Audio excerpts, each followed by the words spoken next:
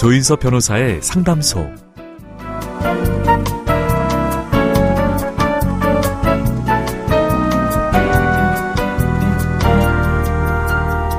바둑을 둘 때 한 발 떨어진 거리에서 구경하던 훈수꾼이 묘수를 짚어낼 때가 종종 있죠. 구경꾼의 눈에 기막힌 수가 보이는 건 승패에 대한 부담 없이 한 발 떨어져서 바둑판을 바라보기 때문이라고 하는데요. 복잡한 일도 한 걸음 떨어져서 바라보면 어떨까요?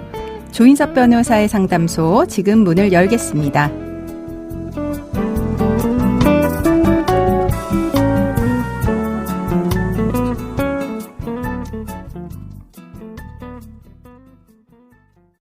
한 사람의 삶을 보면 인생은 한편의 드라마죠. 그 드라마에 등장하는 인물이 몇 명이고 어떤 사건이 벌어질지는 모르겠지만 결말은 해피엔딩일 겁니다. 조인섭 변호사의 상담소, 오늘은 여러분의 사연을 드라마로 꾸미는 리얼극장 데이입니다.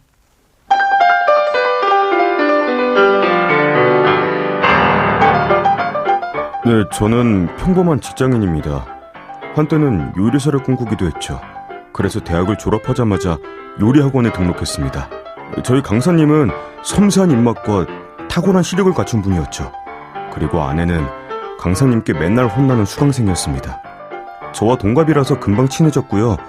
금방 연인 사이가 됐죠.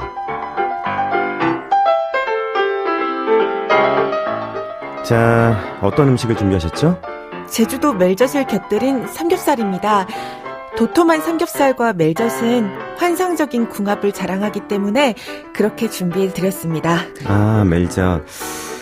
제가 가장 중요하게 생각하는 건 고기의 익힘 정도입니다. 죄송하지만 그 삼겹살은 잘못 구워졌어요. 고기가 고르지 않았어요. 이분하게 구워지지 않았습니다. 반면에 저 남성분의 고기는 퍼펙트하군요. 합격 드리겠습니다. 와, 너는 맨날 칭찬받네. 나는 맨날 혼나는데 나 요리사가 될 수 있을까? 그럼 넌 분명히 잘 될 거야. 천재는 노력하는 자를 이길 수가 없다잖아. 그래? 난 꼭 요리사가 될 거야. 안성재, 백종원 다 덤비라고 해.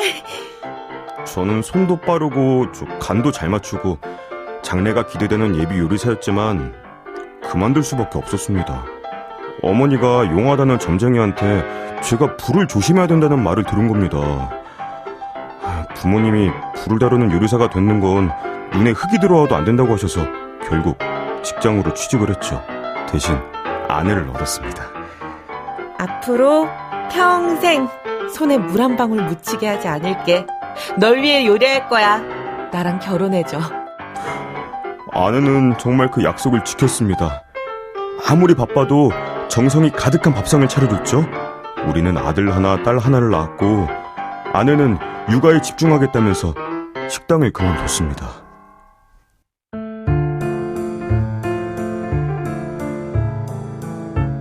여보, 다음 달에 어머님 생신이신 거 알지?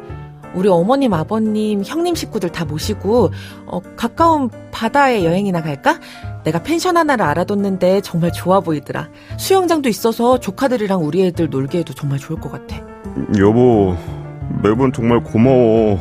지난번에도 아버지 생신 때 당신 12첩 반상 차리느라 고생 많았잖아. 이런 아내가 어딨냐. 나 당신 업고 다녀야 돼 진짜. 그래, 이런 마누라 어디에도 없지? 그러니까 당신 나한테 잘하라고. 저는 우리 가족에게 헌신적인 아내에게 정말 잘하고 싶었습니다.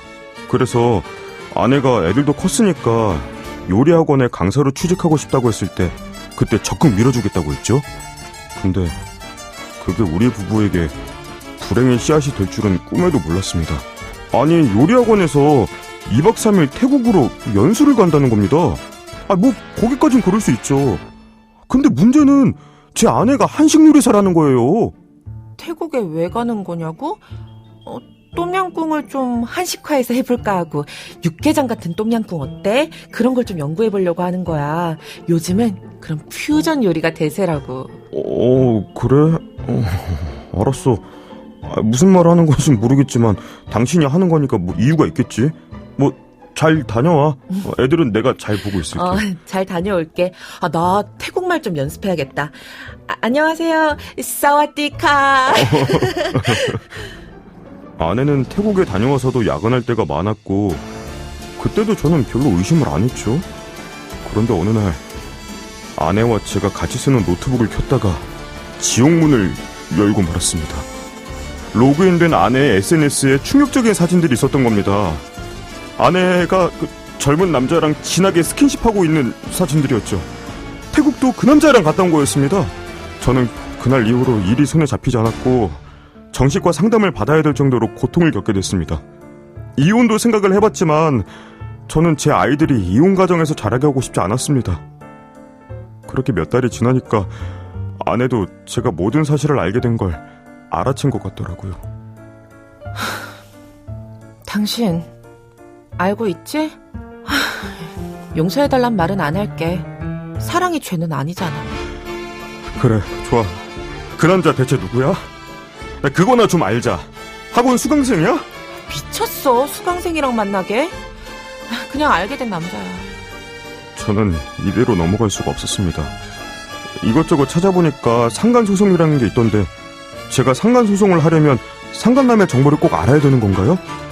그리고 제가 꼭 이혼을 해야 되는 건지 또 바람피운 아내가 친권과 양육권을 가져가는 걸 막을 방법은 없는지 궁금합니다. 변호사님, 저 좀 도와주세요.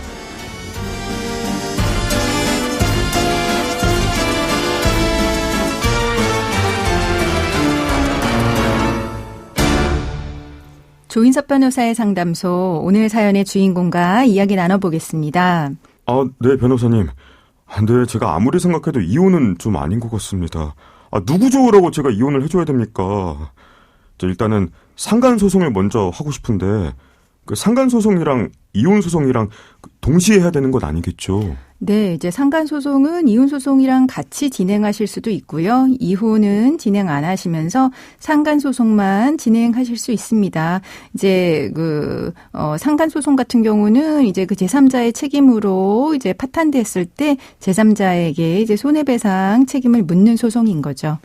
그런데 제가 잘 몰라서 그러는데 상간소송과 이혼소송을 같이 하는 거랑 따로 하는 거 그거가 어떤 차이가 있을까요? 이제 쉽게 말하면 이제 관할 법원이 좀 달라지긴 합니다. 이혼을 하는 경우에는 혼인 파탄의 책임을 상간자한테 묻는 거기 때문에 가정법원에서 진행이 되고요. 이혼을 하지 않고 상간소송만 진행하는 경우에는 이제 나의 배우자로서의 권리, 그러니까 남편의 권리를 이제 상간남이 침해했다라고 하는 걸로 해서 불법행위 책임을 묻는 거여서 민사법원에서 진행이 됩니다. 그리고 보통은 이제 위자료 액수에 좀 차이가 있는데요. 이혼을 하고 상간소송을 하는 경우가 위자료 액수가 한 500에서 1000 정도 조금 더 높아지긴 합니다. 근데 상간남이 누군지 진짜 모르겠습니다. 그래도 상간소송을 제기할 수 있을까요? 네, 지금 이제 보니까 상간자에 대한 정보를 이제 거의 모르시는 것 같은데요. 상간자에 대해서 이름은 알지 못하지만 이제 전화번호 같은 경우를 알고 있는 경우에는 보통은 이제 법원에 소장을 접수한 뒤에 통신사에 해당 번호를 사용하는 사람의 인적사항에 대해서 조회를 합니다. 그리고 그 받은 인적사항을 가지고 주민등록 초본 등을 발급받아서 상간자의 주소를 특정할 수 있는데요. 지금 제가 사연을 들어보니까 이제 상간남이랑 같이 태국에 다녀왔어요. 그러면 이제 통신사 통해서 인적사항 알아낸 뒤에 이제 출입국 사실 조회를 하거나 아니면은 뭐 이용한 비행기표, 비행 항공사 알고 있는 경우에는 옆자리에 탄 사람이 누구인지 이런 부분에 대해서도 조회를 해볼 수는 있습니다. 감사합니다. 그런데요. 사실 아내가 자꾸 이혼하자고 난립니다. 저는 절대로 할 수 없다는 입장이고요. 만약에 아내가 이혼 소송을 제기하면 어떻게 되는 거죠? 사실 아내분이 부정행위를 한 사람이에요. 이런 경우에 이제 유책 배우자라고 하죠. 이런 유책 배우자의 이혼 청구는 원칙적으로 이제 인정이 되지 않습니다. 그러니까 아내가 이혼 소송을 제기하는 것 자체를 막을 수는 없지만 아내가 제기한 이혼 청구에 대해서 내가 이혼을 이제 못하겠다라고 하면은 최종적으로는 이제 기각이 되는 결론으로 마무리되긴 할 겁니다. 하지만 이제 아주 예외적인 경우에 두 분이 이제 뭐 오랜 시간 별거를 하게 되고 뭐 이제 유책성이 희석이 됐다라고 하는 사정이 있다거나 더 이상 이제 관계 회복이 어려울 것 같은 그런 사정이 있는 경우에는 아주 예외적으로 유책 배우자의 이혼 청구라고 해서 반드시 기각이 되는 건 아니고 이혼이 되는 수도 있으니까요. 이런 부분은 이제 주의하셔야 될 것 같습니다. 그렇군요.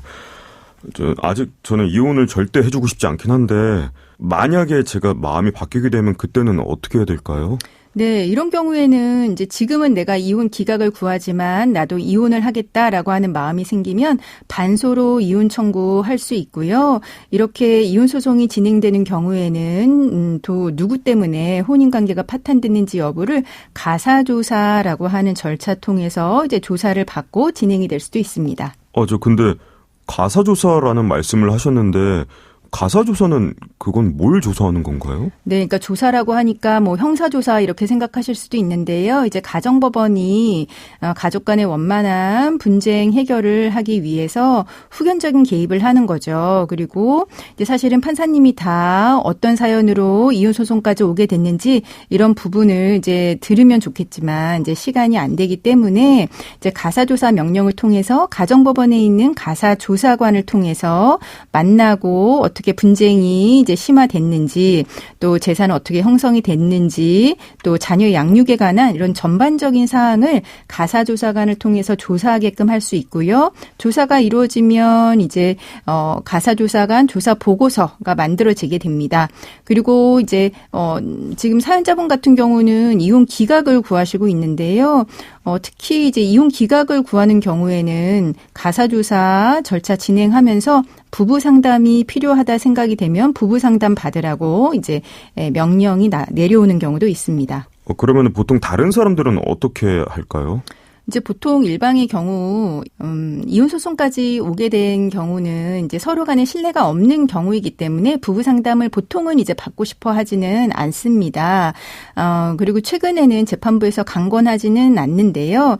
꼭 이혼을 안 하는 걸 전제로 부부 상담을 명하는 건 아니고 이혼을 하더라도 특히 이제 미성년 자녀가 있으면 이제 원만하게 이제 이혼을 해야 되는 부분도 있기 때문에 재판부에서 여러 가지 방식으로 부부 상담을 권유하는 경우도 있습니다. 잘 될지 모르겠지만 한번 그렇게 말씀대로 해보겠습니다. 그런데 변호사님, 만약에 이혼 소송을 하게 된다면 아내한테 친권이랑 양육권을 제가 뺏기게 될까요? 최근에 아내가 일을 시작하긴 했지만 그동안 아이들의 주 양육자는 아내였거든요. 네. 이제 이런 경우에 이제 아내분이 부정행위를 해서 친권 양육권에 있어서는 아내가 불리하겠지 이렇게 생각하는 분들이 많은데요. 아이들의 친권 양육권은 유책 배우자 이제 유책성하고는 조금 다르게 생각을 합니다. 특히 아이들의 주 양육자가 아내였다라고 하면은 현재 상황에서는 내가 유리한 상황은 아닌 것 같거든요. 그래서 친권 양육권을 내가 주장하려고 하면은 굉장히 적극적으로 주장해야 될 것 같습니다. 제가 마음을 좀 단단히 먹어야 될 것 같습니다. 네, 힘내십시오. 조인섭 변호사의 상담소 오늘의 사연자분을 만나봤습니다.